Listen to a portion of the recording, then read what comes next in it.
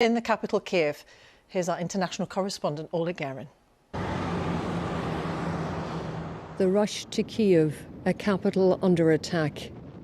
As we headed for the city this morning, there was little moving, apart from Ukrainian troops. But the Russians are watching from the skies, ready to strike, as they did here, just an hour outside the capital. Well, this is what we've come across on the road to Kyiv. This convoy was obviously travelling to the city to be part of the defence of Kyiv. This is an air defence missile system. It was hit yesterday. The smoke is still rising here. And here too, after an early morning strike on a block of flats near Kyiv's Giuliani airport. The authorities here say it was a Russian missile strike that killed 2 people. It could have been many more, but plenty of locals had fled or taken cover in shelters. Yuri Shevchuk, who lives nearby, says the West must help Ukraine. I wanted to say for your governments, because that we are in need, urgently in need, as soon as possible, as much as possible. We are in need anti-aircraft missiles, we are in need anti-tank missiles, we need ammunition. Is there any message that you would wish to send to President Putin? I wanted to say to President Putin that only one way for him, it's way to hell. Well, this is what Kyiv woke up to this morning. All of this destruction is in a residential area in a European city. And there is a real sense here now that nowhere in the capital is safe. And so much of Kyiv now looks like this, still standing, but bracing for impact. Всім доброго ранку, українці. Ukraine's embattled president, Volodymyr Zelensky, took to the deserted streets, shooting a selfie video to reassure his people. I am here, he said, and we will not lay down our arms. Far from it, we found Ukrainians taking up arms, forming volunteer brigades to defend the city alongside the local police.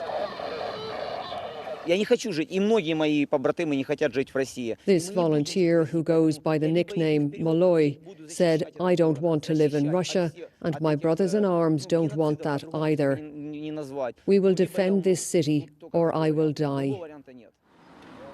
The volunteers are looking for Russian saboteurs, said to be already in the city.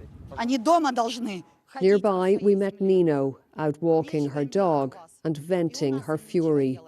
We demand an end to the war, she says. We can do it with sanctions. We must isolate the aggressor country. It terrorizes the whole world.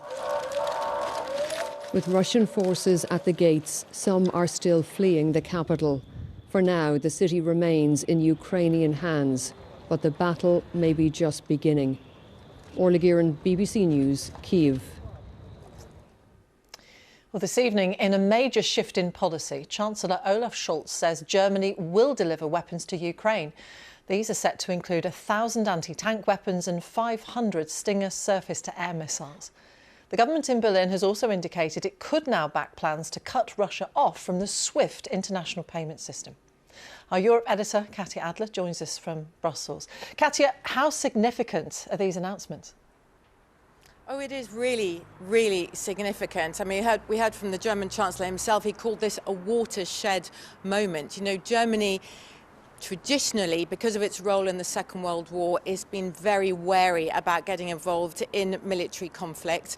But this aggression by Russia on Ukraine has put the German government under real pressure at home and also abroad from other Western allies. So Germany will not only be sending weapons directly to Ukraine itself, but it's also lifted some restrictions on German-made weapons owned by other countries, so they can help Ukraine as well, like, for example, the Netherlands or the Baltic states, who have been waiting as well. And as you mentioned, I mean, Germany had been very opposed to rejecting Russia from SWIFT. That's that global financial transaction network. But today, ministers said they were working on a way of how they could remove Russia in a targeted way.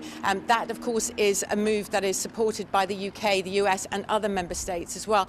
I think what we're seeing here is, you know, Germany, the EU as a whole, it's not exactly famed for very quick decision making. But what we're seeing right now in Ukraine is changing all of that. The EU right now is working on its third sanction package in a week. Whichever country I call, prime ministers or the president in the case of France, are talking all the time to other leaders in the EU, to the UK, to Joe Biden in the US as well. Tomorrow, EU foreign ministers meet and they'll talk about coordinating military action. And we're about to hear from the EU Commission Chief, Ursula von der Leyen, about action tonight. That will be any minute now. Katya, for the moment, thank you very much.